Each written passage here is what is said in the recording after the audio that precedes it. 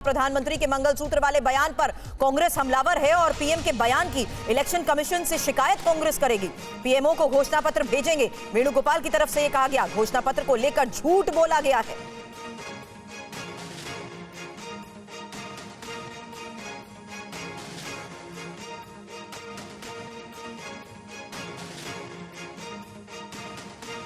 और इस बीच एक और सबसे बड़ी खबर बता दें, जहां कांग्रेस अध्यक्ष खड़गे ने प्रधानमंत्री से मिलने का मांगा है वक्त और घोषणा पत्र पर दिए गए बयान के बाद यह वक्त मांगा गया है। कांग्रेस महासचिव केसी वेणुगोपाल ने बताया कि पीएम के सामने घोषणा पत्र पर वो अपनी बात रखेंगे।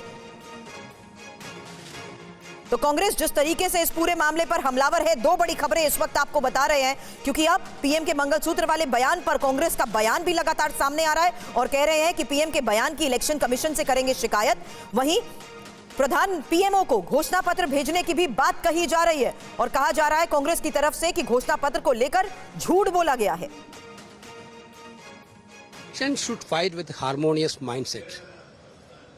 That should begin from the Prime Minister itself, because Prime Ministership is the big position in this country, constitutional position. But this is quite unfortunate.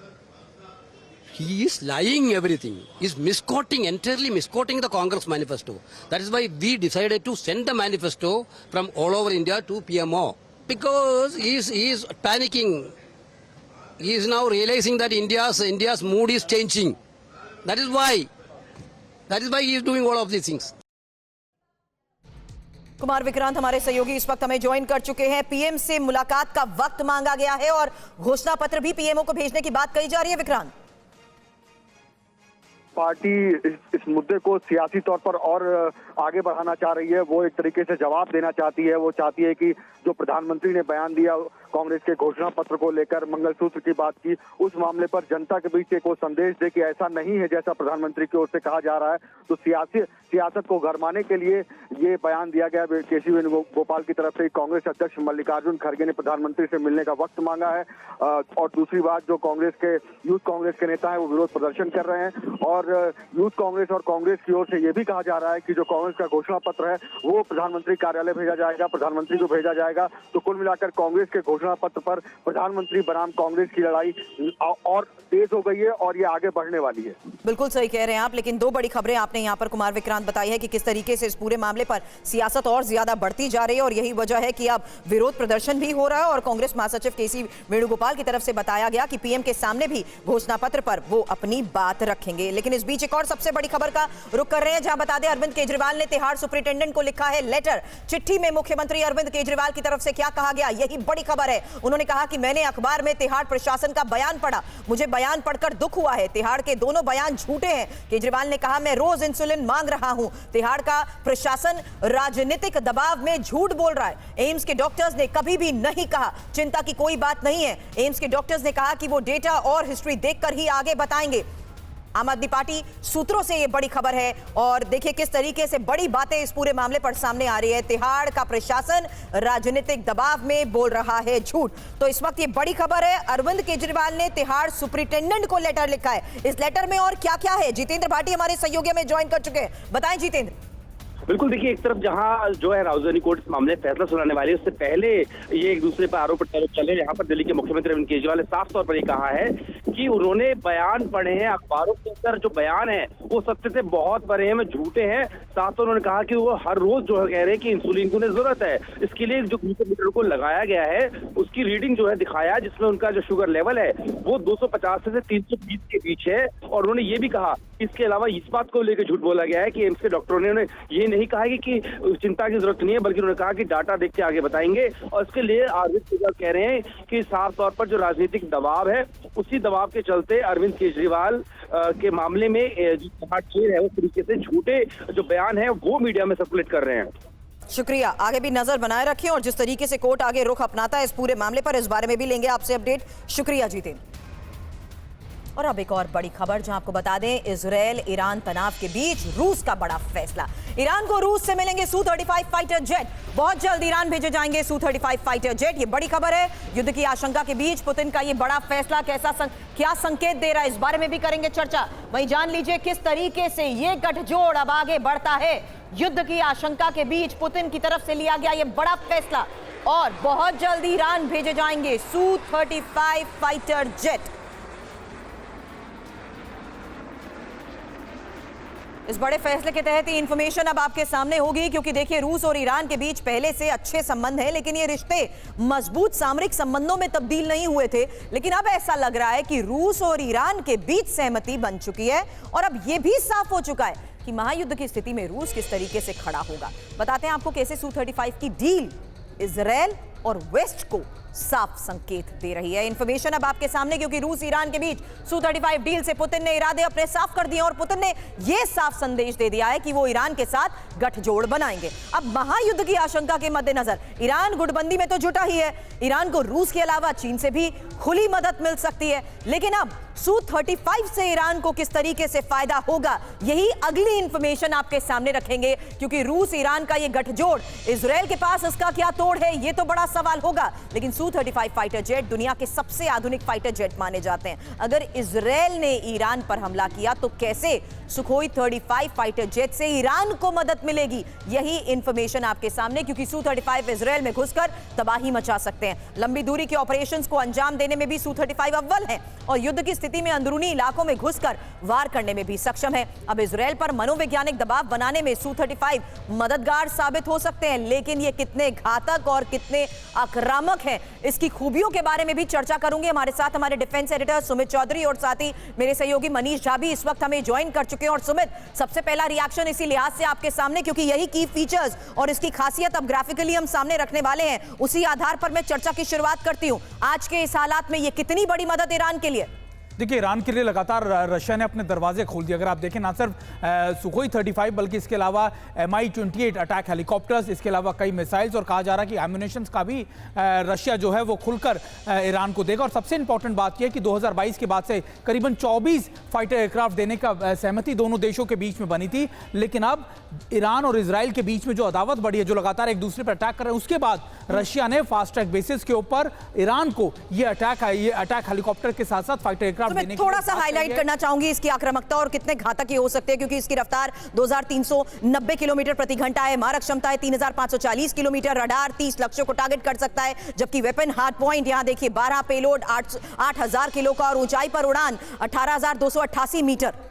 Sumit, देखिए, बिल्कुल, क्योंकि सुखोई कहते हैं कि सबसे एडवांस फाइटर एयरक्राफ्ट है इस समय रशिया का, और रशिया अगर 24 फाइटर एयरक्राफ्ट यानी करीबन आप मानिए कि 2 दर्जन के करीब फाइटर एयरक्राफ्ट अगर ईरान को देता तो ईरान अपनी हवाई सीमाओं की रक्षा बहुत बेहतर से कर सकता है। दरअसल ईरान के पास लंबे समय से अगर आप देखें तो कोई फाइटर एयरक्राफ्ट नहीं था। उसके पास जो पुराने आप कह सकते हैं कि MiG-29 जो रशिया से लिए गए थे, या फिर आप कह सकते हैं कि अमेरिका से अटैक एयरक्राफ्ट लिए गए थे, उसके बाद लंबे समय से उसके पास खुद का कह सकते हैं कि फाइटर एयरक्राफ्ट नहीं था, और इसलिए लगातार रूस की मदद मांगी जा रही है। रूस ना सिर्फ फाइटर एयरक्राफ्ट बल्कि आप कह सकते हैं कि जो अटैक हेलीकॉप्टर्स हैं वो भी ईरान को बहुत जल्द देने वाला है। मनीष, क्या बड़े संकेत देती है, कितना बड़ा संदेश आज के इस हालात में, इस पर करूंगी सवाल। लेकिन उससे पहले एक और सबसे बड़ी खबर, क्योंकि ईरान पर पश्चिम ने फिर आशंका जताई है और ईरान के परमाणु बॉम्ब बनाने की आशंका को लेकर खबर बड़ी है।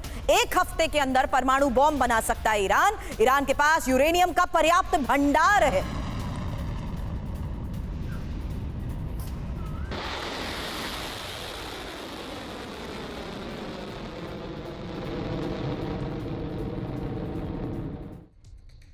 IAEA ये आशंका पहले ही जता चुका है कि ईरान कभी भी परमाणु बॉम्ब बना सकता है। और अब आपको बता दें, बॉन यूनिवर्सिटी की सिक्योरिटी स्टडी के डायरेक्टर उल्रिच ने आशंका भी जताई है कि ईरान परमाणु युद्ध के बिल्कुल करीब है। अब परमाणु बॉम्ब के कितने करीब है ईरान, इसी सवाल का जवाब देने के तहत इंफॉर्मेशन वॉल पर यह डिटेल आपके सामने, क्योंकि ईरान के पास 12 परमाणु हथियार बनाने का यूरेनियम है। और इंपॉर्टेंट यह कि हर महीने 9 किलो यूरेनियम का संवर्धन, और साथ ही इंपॉर्टेंट यह कि जो फोर्डो परमाणु संयंत्र में 60% तक ये संवर्धन बताया जा रहा है, दावे इस आधार पर किए जा रहे हैं। और इस दावे के तहत ये समझिए कि 1 हफ्ते में परमाणु बॉम्ब बनाने की ईरान की क्षमता को लेकर ये बड़ी खबर है, क्योंकि ईरान का परमाणु बॉम्ब मध्य पूर्व के लिए बहुत बड़ा खतरा है। मनीष, इस बड़े खतरे के तहत पिछले कई घंटों में हम जब एक्सपर्ट से बात करते हैं तो वो सीधा रूल आउट कर देते हैं कि नहीं, ईरान के पास कोई न्यूक्लियर पावर नहीं है। दूसरी महत्वपूर्ण बात यह कि आज के इस हालात में यह खबर, जहां रूस सबसे बड़ा स्ट्रैटेजिक पार्टनर के तौर पर ईरान के साथ खड़ा है। बिल्कुल सुरभि, देखिए जहां तक परमाणु हथियारों का सवाल है तो उसको लेकर जो कहा जाता है वो ये है कि दुनिया में 3 तरह के मुल्क हैं। एक वो मुल्क जिनके पास परमाणु बम है, एक वो मुल्क जिनके पास परमाणु बम नहीं है, और तीसरा मुल्क ईरान है, जिसके बारे में है या नहीं है यही सबसे बड़ा सवाल बनकर खड़ा हुआ है। लेकिन IAEA से लेकर तमाम तरह के एक्सपर्ट इस बात को मानते हैं।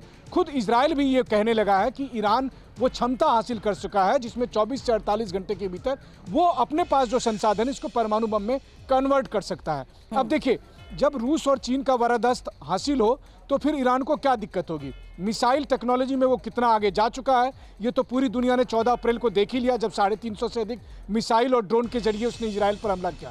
अब जब यह है कि रूस की तरफ से Su-35 दिया जा रहा है तो इजराइल के पास उसके काउंटर में F-35 है।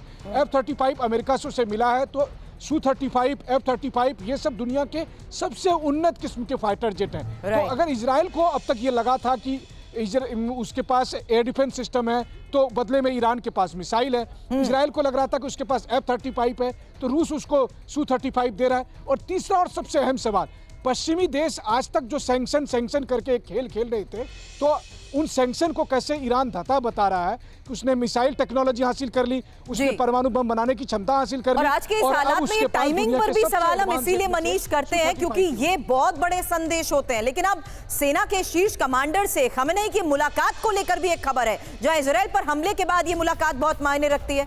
खमेनी ने सेना के ऑफिसर्स की तारीफ की है। ईरान के सरकारी टीवी पर यह वीडियो भी रिलीज किया गया है। सीधे अलीगढ़ का रुख कर रहे हैं, जहां पर प्रधानमंत्री नरेंद्र मोदी जनसभा को कर रहे हैं संबोधित। राजनीति से मुक्त कराने का समय आ गया है और इसके लिए जरूरी है फिर एक बार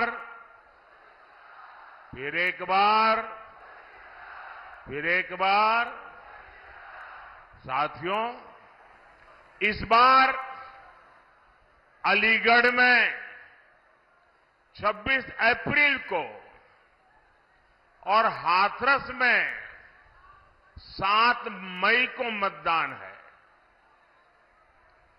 आपको अलीगढ़ से मेरे छोटे भाई सतीश गौतम जी को और हाथरस से मेरे अनन्य साथी अनूप वाल्मीकि जी को भारी मतों से जिताना, और इसके लिए मुझे आपके आशीर्वाद चाहिए। और आप भले यहां वोट हमारे सतीश जी को देंगे होंगे या अनूप जी को देते होंगे, लेकिन ये पक्का मानिए, जब कमल के निशान पर बटन दबाएंगे ना तो मोदी को सीधा आपका वोट मिल जाएगा। तो मैं ये वोट मोदी के लिए मांगने के लिए आया हूं। आपका आशीर्वाद मिलेगा, आपका आशीर्वाद मिलेगा, भरपूर मिलेगा। अच्छा, हमें एक और बात भी याद रखनी होगी। एक तरफ फसल की कटाई का समय है, शादी ब्याह का भी समय है, और गर्मी तो पूछो मत, है सब कुछ है। लेकिन भाइयों बहनों, देश से तो बड़ा कुछ नहीं होता ना। देश से बड़ा कुछ होता है। देश का इतना बड़ा महत्वपूर्ण चुनाव है, हमें सारे काम छोड़ करके वोट करना चाहिए कि नहीं करना चाहिए? सुबह सुबह वोट करना बहुत जरूरी है। करोगे? धूप निकलने से पहले वोट हो जाए, जलपान से पहले मतदान हो जाए। आपके एक एक वोट का बहुत महत्व है। अब आप देखिए, पहले आए दिन बॉर्डर पर बम गोले चलते थे, गोलियां चलती थी और आए दिन हमारे वीर सपूत शहीद होते थे, तिरंगे में लिपट करके उनका शरीर घर लौटता था। आज ये सब बंद हो गया कि नहीं हो गया? सबकी बोलती बंद हो गई कि नहीं हो गई? उनकी तोप और बंदूक बारूद सब बिक गए कि नहीं बिक गए? पहले आए दिन आतंकी बम फोड़ते थे, सीरियल ब्लास्ट होते थे। अयोध्या को नहीं छोड़ा, काशी को नहीं छोड़ा, हर बड़े शहर में आए दिन बम धमाका। अब सीरियल बम धमाकों पर भी अब फुल स्टॉप लग गया है कि नहीं लग गया है? और जो फर्स्ट टाइम वोटर है ना, उनको शायद याद नहीं होगा, तब वो 5 साल, 7 साल, 8 साल, 10 साल के होंगे। जरा याद कीजिए, आपके परिवार में पूछिए, उस समय अखबारों में, टीवी पर एडवर्टाइजमेंट आता था। और एडवर्टाइजमेंट क्या होता है कि कहीं पर भी कोई लावारिस चीज दिखाई दे तो उसके दूर रहना, उससे छूना मत। कहीं बैग दिखाई दे, कहीं कुकर दिखाई दे, कहीं टिफिन का बॉक्स दिखाई दे, उधर पास मत जाना, तुरंत पुलिस को जानकारी देना। ये आए दिन सूचना दी जाती थी। एयरपोर्ट पे जाओ तो इसका अनाउंसमेंट होता था, रेलवे स्टेशन पर जाओ उसका अनाउंसमेंट होता था, बस स्टेशन पर जाओ अनाउंसमेंट होता था कि लावारिस चीजों को हाथ में लगाओ। इन मेरे फर्स्ट टाइम वोटर है ना, तब बहुत छोटे थे, उनको मालूम नहीं होगा। ये सरकार लगातार बोलती थी, सूचना देती थी। क्यों? क्योंकि इन लावारिस चीजों में बम रखे जाते थे और कोई निर्दोष व्यक्ति उसको हाथ लगाता था, वो मौत के घाट उतर जाता था। इजरायली ब्रिगेड पर अमेरिकी प्रहार को लेकर एक बड़ी खबर है, और बड़ी खबर आपको बता दें, जहां देखिए किस तरीके से अब आईडीएफ की यूनिट पर बैन लगाने की अमेरिका की तैयारी को लेकर खबर आई है। आपको बता दें, नित्जा येहुदा बटालियन पर बैन लगाने की तैयारी है और वेस्ट बैंक में मानवाधिकार उल्लंघन के गंभीर आरोप लगे हैं। अमेरिका 1997 के तहत प्रतिबंध लगा सकता है। हालांकि इजरायली ब्रिगेड पर अमेरिकी प्रहार क्यों, ये इस वक्त का एक सबसे बड़ा सवाल है। और इजरायली ब्रिगेड पर अमेरिकी प्रहार का ये फैसला आखिर है क्या, इसी बारे में इंफॉर्मेशन आपके सामने, क्योंकि नेतन्याहू की कैबिनेट ने अमेरिका के फैसले की निंदा की है और हद पार ना करे अमेरिका, ये कहा है इजरायली मंत्री बेन गिविन ने। अमेरिकी आदेश के आगे नहीं झुकेंगे, इजरायली रक्षा मंत्री का यह बयान, और कहा यह पहली बार है जब अमेरिका ने आईडीएफ की यूनिट पर सवाल उठाए हैं। अब क्या है नित्जा येहुदा, ये भी जान लीजिए। आपको बता दें, ये बटालियन आईडीएफ की कैफर ब्रिगेड का हिस्सा है। 1999 में गाजा के चरमपंथियों के खिलाफ इसकी स्थापना की गई थी और वेस्ट बैंक में मानवाधिकार उल्लंघन के कई आरोप भी इस पर लगे हैं। 2022 में अमेरिकी फिलिस्तीनी नागरिक की हत्या का भी आरोप है। सुमित, अब ये फैसला जिस वक्त लिया जा रहा है, क्या इसका कोई असर देख सकते हैं?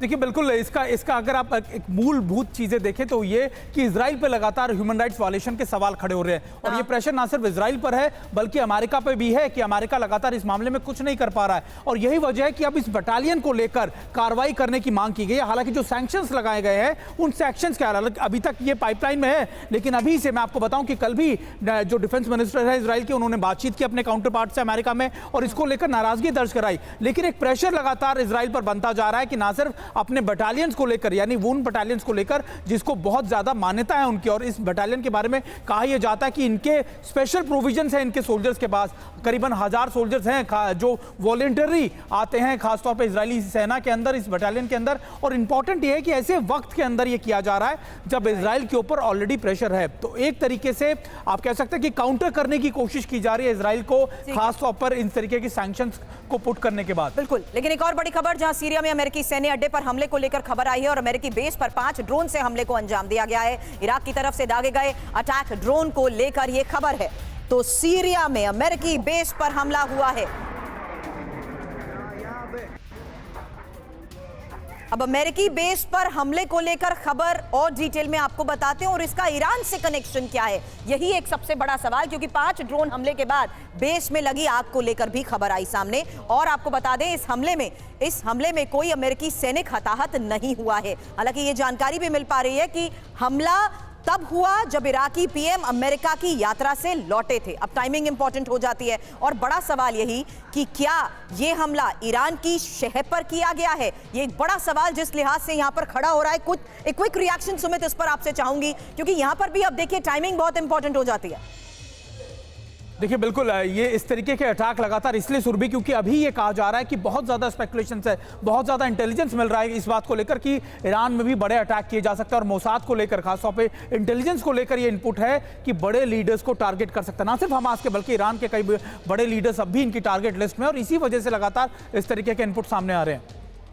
चलिए शुक्रिया सुमित हमारे को ज्वाइन करने के लिए। और इस बीच अब आपको एक और बड़ी खबर दिखाते हैं, जहां रक्षा मंत्री राजनाथ सिंह ने आज सियाचिन का दौरा किया है और सियाचिन पहुंचने पर रक्षा मंत्री राजनाथ सिंह ने सबसे पहले शहीदों को श्रद्धांजलि दी और फिर देश के वीर जवानों से की मुलाकात। जवानों के साथ मिठाई भी खाई। 4 तस्वीरें एक साथ आपके सामने हैं, कैसे उनका हौसला बढ़ाया। रक्षा मंत्री राजनाथ सिंह ने जवानों के साथ भारत माता की जय के नारे भी लगाए। आपको बता दें पिछले हफ्ते भारतीय सेना ने रणनीतिक रूप से महत्वपूर्ण सियाचिन ग्लेशियर पर अपनी मौजूदगी के 40 साल पूरे किए हैं। ऑपरेशन मेघदूत के तहत भारतीय सेना ने अप्रैल 1984 में सियाचिन ग्लेशियर पर अपना पूर्ण नियंत्रण स्थापित किया था और उसी मौके पर रक्षा मंत्री राजनाथ सिंह सियाचिन पहुंचे हैं।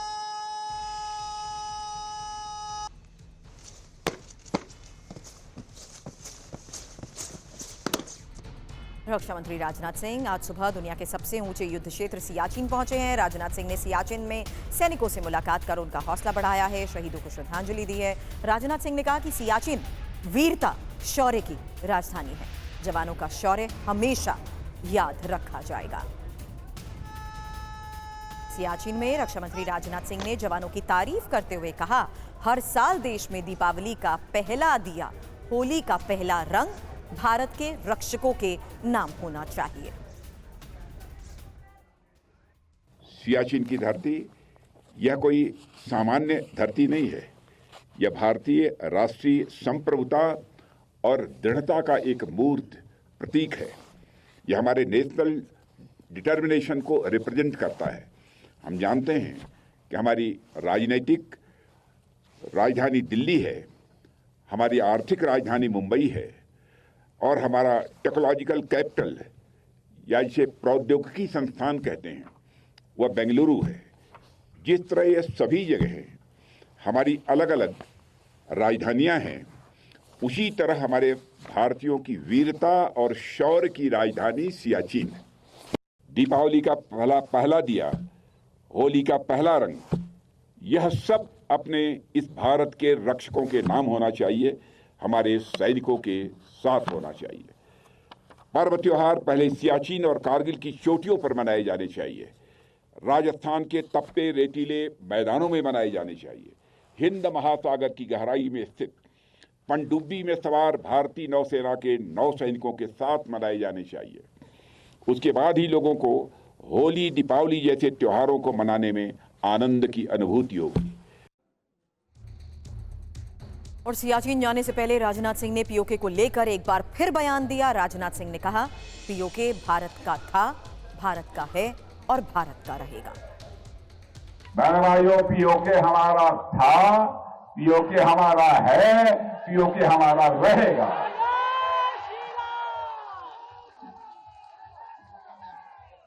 आप चिंता मत करो, भारत की ताकत बढ़ रही है।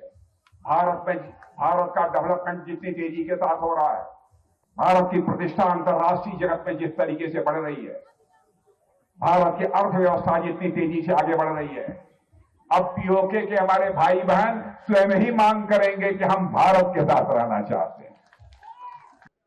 और इस वक्त एक सबसे बड़ी खबर का रुख करते हैं। पश्चिम बंगाल से एक खबर आ रही है जहां अभिषेक बैनर्जी के घर की रेकी करने वाला हो गया है गिरफ्तार और कोलकाता पुलिस ने मुंबई से ये गिरफ्तारी की है। गिरफ्तार शख्स का नाम राजा राम है। आपको बता दें 18 से 20 अप्रैल तक कोलकाता के होटल में ये रुका था। इसकी क्या गतिविधियां थी, क्या इसकी मूवमेंट थी, क्या था इसका मकसद, इस बारे में और जानकारी दे रहे हैं हमारे सहयोगी रविशंकर दत्ता। बताएं रवि।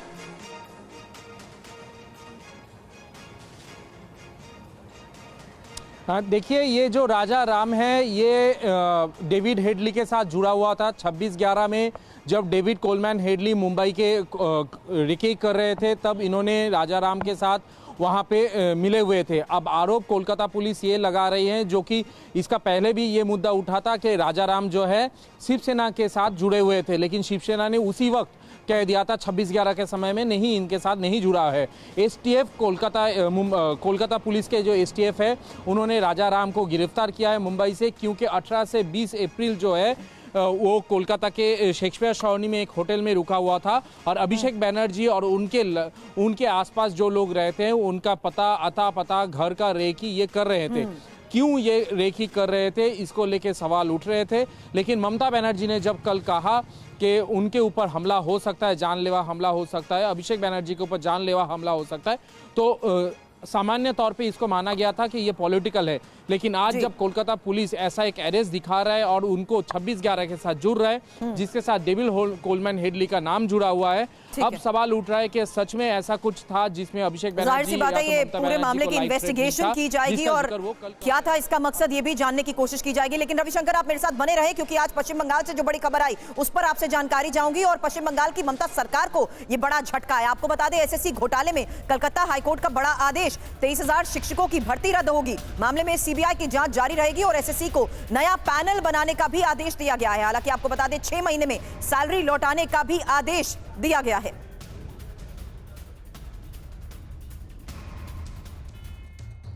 तो बंगाल में स्कूल शिक्षक भर्ती रद्द और 23,000 नौकरियां रद्द कर दी गई हैं। बड़ी इंफॉर्मेशन इस पूरे मामले के बारे में आपको दे रहे हैं, जहां जान लीजिए कैसे 2016 की जॉब पैनल रद्द कर दिया गया है और 5 से 15 लाख तक घूस लेने का आरोप लगा और आपको बता दें फेल उम्मीदवारों को भी नौकरी मिल गई थी। ये पूरा शिक्षक भर्ती घोटाला आखिर क्या है बंगाल का, ये भी जान लीजिए। 2016 में ही 23,000 शिक्षकों की भर्ती निकाली गई थी। माध्यमिक, उच्चतर और माध्यमिक के लिए चयन हुआ था। शिक्षकों की भर्ती में अनियमितता के आरोप लगे थे और अनियमितता का मामला हाईकोर्ट तक पहुंच गया और हाईकोर्ट के आदेश पर सीबीआई ने मामले की जांच भी की। अब सीबीआई ने 2 महीने में जांच पूरी कर रिपोर्ट सौंप दी थी और पूर्व शिक्षा मंत्री पार्थ चैटर्जी की गिरफ्तारी हुई थी। आपको बता दें स्कूल सेवा आयोग के पदाधिकारी भी गिरफ्तार हुए थे। रिपोर्ट मिलने के बाद 20 मार्च तक सुनवाई पूरी हुई और हाईकोर्ट के फैसले पर इस बीच ममता बनर्जी का भी बयान सामने आया है। इस बारे में एक और बड़ी खबर, जहां आपको बता दें एसएससी पर हाईकोर्ट का फैसला बेतुका बता रही है। वो हाईकोर्ट के फैसले को चुनौती देगी। रविशंकर दत्ता हमारे सहयोगी हमारे साथ बने हुए। इस आदेश के तहत ये रिएक्शन एक्सपेक्टेड भी था, जहां उन्होंने ये साफ तौर पर कह दिया कि अब हाईकोर्ट के फैसले को वो चुनौती देंगी।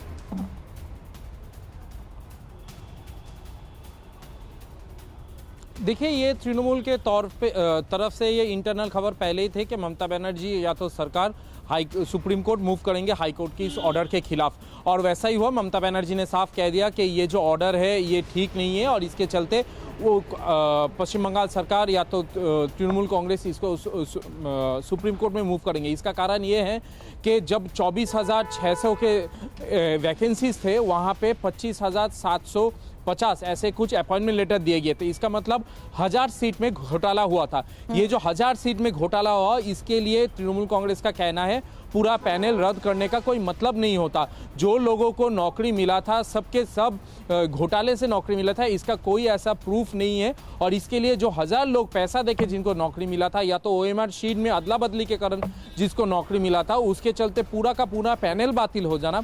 और सबसे बड़ी बात है जो लोग यहाँ पे नौकरी किए हैं उनका करीब 72 महीने का सैलरी वापस करना, 2017 से 2024 आज तक ये सैलरी वापस करना ये नामुमकिन है, क्योंकि 1000 करोड़ रुपया हो जाता है। लोग अपना संसार के लिए पैसा देते हैं, वो कहाँ से पैसा देंगे इसका सवाल उठाते हुए ममता बनर्जी सुप्रीम कोर्ट जा रही हैं और जो कि बहुत ही एक्सपेक्टेड था पश्चिम बंगाल सरकार की तरफ से। शुक्रिया रविशंकर दत्ता तमाम जानकारी के लिए आपका।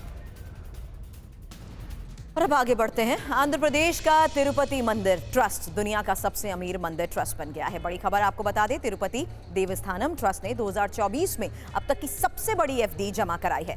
तिरुमला मंदिर ट्रस्ट देश का इकलौता मंदिर ट्रस्ट है जिसने पिछले 12 साल में से 9 साल 500 करोड़ रूप से अधिक की एफडी जमा कराई है और मंदिर ट्रस्ट ने इस साल 1161 करोड़ रुपए की बैंक में फिक्स डिपॉजिट कराई है। मंदिर ट्रस्ट ने कैश के साथ इस साल बैंक में 1031 किलोग्राम सोना भी जमा किया है, जिसके बाद मंदिर ट्रस्ट के पास 11,329 किलोग्राम सोने का भंडार हो गया है। मंदिर के बैंक बैलेंस की बात करें तो ट्रस्ट के पास नकदी 18,817 करोड़ रुपए हो गई है। तिरुपति मंदिर की संपत्ति में जिस तरीके से जबरदस्त इजाफा हुआ है, तिरुपति वेंकटेश्वर मंदिर में भक्त खुलकर चढ़ावा चढ़ाते हैं। जो भी श्रद्धालु आता है भगवान वेंकटेश से प्रसन्न होकर दिल खोलकर मंदिर ट्रस्ट को दान भी देता है, जिससे मंदिर ट्रस्ट की संपत्ति हर साल कैसे बढ़ती जा रही है। बता दें, ट्रस्ट अपनी एफडी पर सालाना 1600 करोड़ रुपए ब्याज कमाता है। तिरुपति मंदिर की संपत्ति में ये जो जबरदस्त इजाफा हुआ है, उसी की ये इंफॉर्मेशन आपके सामने साल 2024 की, जिसको लेकर ये बड़ी खबर हमने आपको बताई कि 1161 करोड़ की एफडी और कुल एफडी 13,287 करोड़ रुपए है। अब 2023 में जान लीजिए कैसे 757 करोड़ की एफडी और कुल एफडी 12,126 करोड़ रुपए की बताई गई, जबकि 2022 में 274 करोड़ की एफडी और कुल एफडी तब 11,369 करोड़ रुपए की थी। 2021 में 270 करोड़ की एफडी, कुल एफडी तब 11,095 करोड़ रुपए की। 2020 में 753 करोड़ की एफडी और कुल एफडी 10,825 करोड़ थी तब। 2019 में 285 करोड़ की एफडी और कुल एफडी तब 10,072 करोड़ की थी। बड़ी बात क्या है? बड़ी बात यह कि ट्रस्ट के पास 11,329 किलो का सोना भी है। प्रधानमंत्री एक रैली को संबोधित कर रहे हैं, आइए सुनते हैं वो क्या कह रहे हैं। बांट देगी ये कहते हैं, ये मैनिफेस्टो उनका कह रहा है। भाइयों बहनों, आप सोचिए, हमारी माताओं बहनों के पास सोना होता है। ये सोना अवसरों पर सिर्फ शरीर पर पहन करके प्रभाव पैदा करने के लिए नहीं होता है। हमारे देश में माताओं बहनों के पास जो सोना होता है, कितना ही कम क्यों न हो, वो स्त्री धन होता है, पवित्र माना जाता है, कानून भी उसकी रक्षा करता है। अब इनकी नजर कानून बदलकर हमारी माताओं बहनों की संपत्ति छीनने का भी खेल खेला जा रहा है। उनका मंगलसूत्र, उस पर उन लोगों की नजर है। माताओं बहनों का सोना चुराने का इरादा।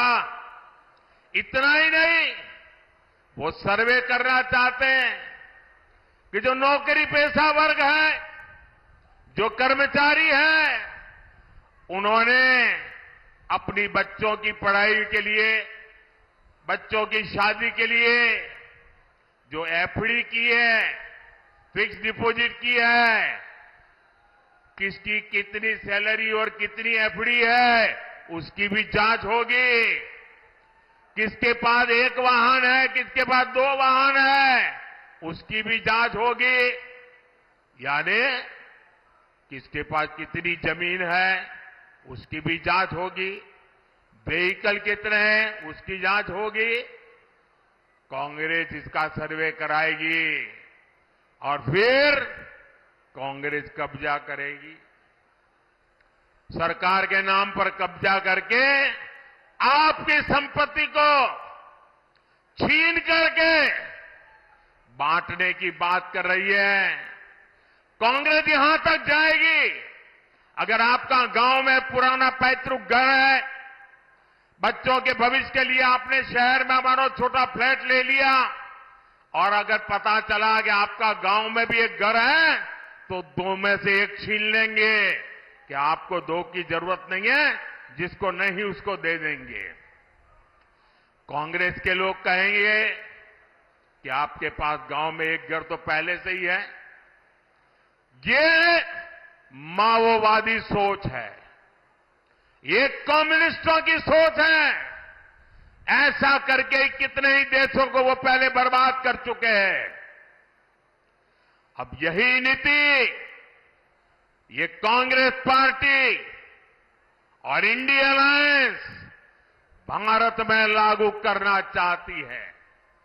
आपकी मेहनत की कमाई, आपकी संपत्ति पर कांग्रेस अपना पंजा मारना चाहती है। आपका स्त्री धन लूटना चाहती है। माताओं बहनों का मंगलसूत्र अब सलामत नहीं रहेगा, ये कांग्रेस ने कहा है। इन परिवारवादी लोगों ने देश के लोगों को लूटकर अपना इतना साम्राज्य बना लिया है। आज तक इन्होंने अपनी अकूट संपत्ति से देश के किसी गरीब को कुछ नहीं दिया। अब इनकी नजर देश के लोगों की संपत्ति पर पड़ गई है। साथियों, जनता के धन को लूटना, देश की संपत्ति को लूटने कांग्रेस अपना जन्मसिद्ध अधिकार समझती है। आपको याद होगा, देश आजाद हुआ तब से सेना की हर खरीद में घोटाले करने वाली कांग्रेस कभी भी यहां डिफेंस कॉरिडोर नहीं बनवा सकती।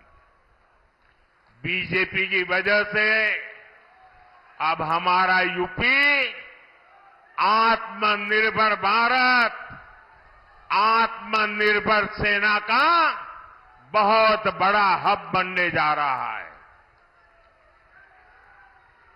और जो लोग योगी जी की पहचान सिर्फ बुलडोजर से करते रहते हैं, मैं उनकी जरा आंखें खोलना चाहता हूं,